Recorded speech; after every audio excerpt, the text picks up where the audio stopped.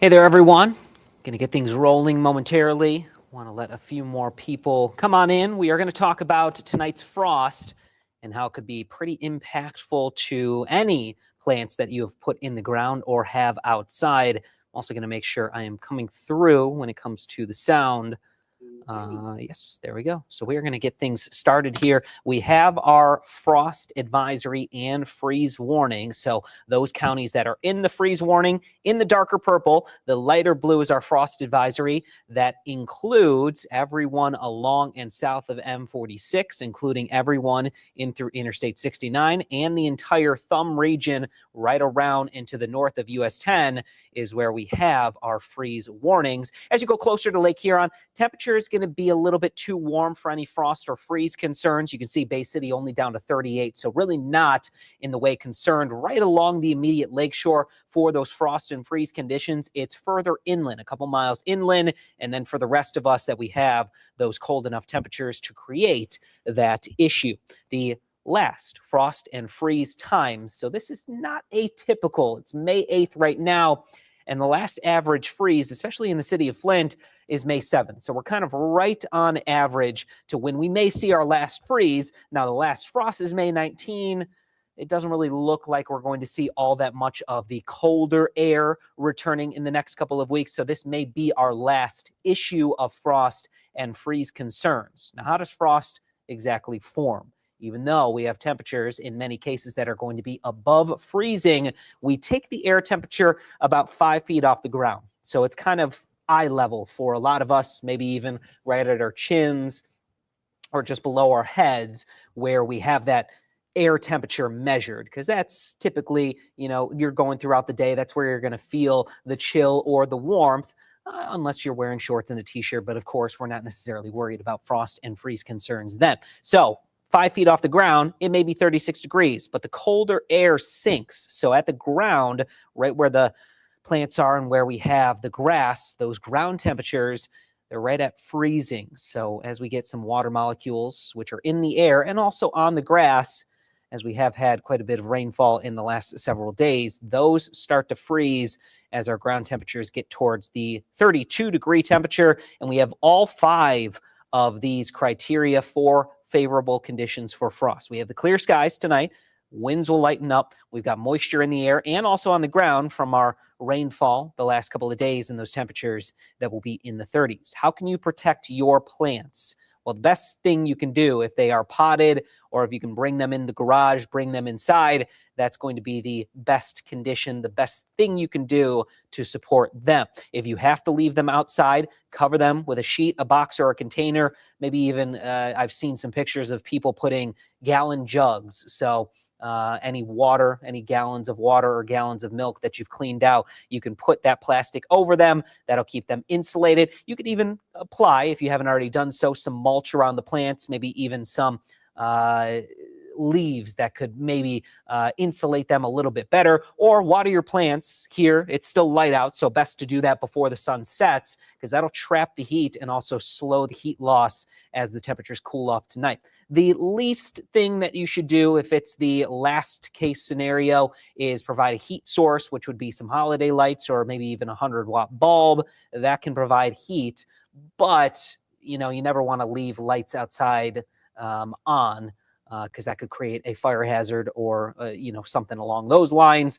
But if that is the last case scenario, you can definitely do so to provide some heat. And of course, before you even plant, we usually say Mother's Day and beyond, which looks like the time that we are going to see the best conditions this year. You'll want to make sure the plants that you are putting in the ground are suited and are hardy enough for our colder Michigan nights. The only frost that we likely will see and will have occurring here is tomorrow morning, Saturday morning, Sunday morning, Monday morning, Tuesday morning, Wednesday morning, and Thursday morning. Going to be too warm for any frost to occur. Temperatures have been quite chilly today. A lot of the readings closer to Lake Huron have been in the 40s, and that's where they are situated right now. It's even 45 in Lapeer, 43 in Carroll, 41 in Bad Axe, but enough of a wind chills down to 33 in Bay City, 35 in Bad Axe, feels like 38 in Port Austin. out towards portions of US 127, Interstate 69, where we have those readings above the 50-degree mark, not talking about a wind chill there. High pressure will continue to build on in, giving us those clear skies, calm winds tonight. Winds will start to shift more out of the west and the northwest for tomorrow afternoon and evening. So that'll give a lot of us some milder temperatures back in the low to mid 60s. And also out ahead of a cold front, we'll see the winds shifting more towards the south at times for our Saturday to give us readings into the 70s. Not much of a cold front or a cool down will happen with that passage, as temperatures for our Mother's Day still going to be in the upper 60s to low 70s. Then as we trend towards the end of Sunday into Monday, high pressure shifts to the east. We see warmer temperatures returning, and that is going to give us readings in the 80s come Monday. For the rest of this evening, temperatures will continue to fall through the 50s into the 40s and then eventually low to mid 30s by tomorrow morning. We do have a nice response with the full sunshine and those temperatures, or at least the winds shifting more towards the northwest and eventually the west by the end of the day. Highs are going to be in the low to mid 60s away from Lake Huron, more so mid to upper 50s as you jump into the thumb closer to the lakeshore, but a lot of nice, beautiful, plentiful sunshine. You can see by 7 p.m. here in our central spots, we have winds coming out of the south-southwest, which will give us readings in the mid 60s. The warmest temperatures happening around US 127. Closer to the lakeshore, we will see 50s after our chilly start in the 30s for all of us. We'll see more so upper 30s closer to Lake Huron. We are not talking about any rain chances, any rain issues, or at least showers, thunderstorms that could ruin some of your plans this weekend. Friday, Saturday, Sunday, Monday, all going to be dry. It's Tuesday, Wednesday, into Thursday that we do have a smaller chance of some showers and storms returning.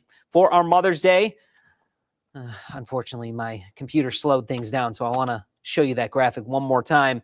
We are going to see 72 degrees and sunny skies. Very nice for all the moms out there.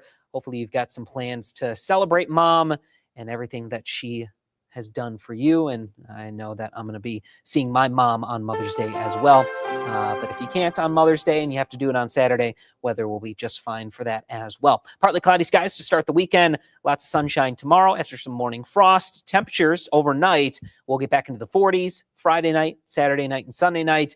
And then we're in the upper 50s to low 60s for Monday, Tuesday, and Wednesday nights as a warmer, more summer-like air mass comes rolling on in. This is also going to give us some higher humidity, so chances of rain will return on our Tuesday, Wednesday, and also Thursday.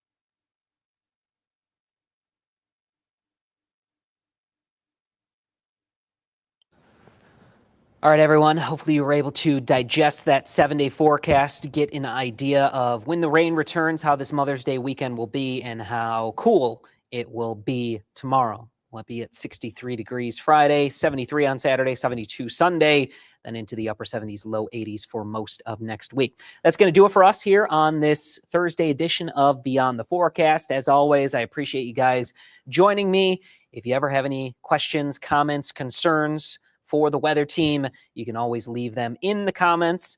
If you had any concerns about the frost tonight, you can reach out to us here on Facebook or even by email. That's going to do it. Have a great evening, enjoyable Friday, and a wonderful Mother's Day weekend.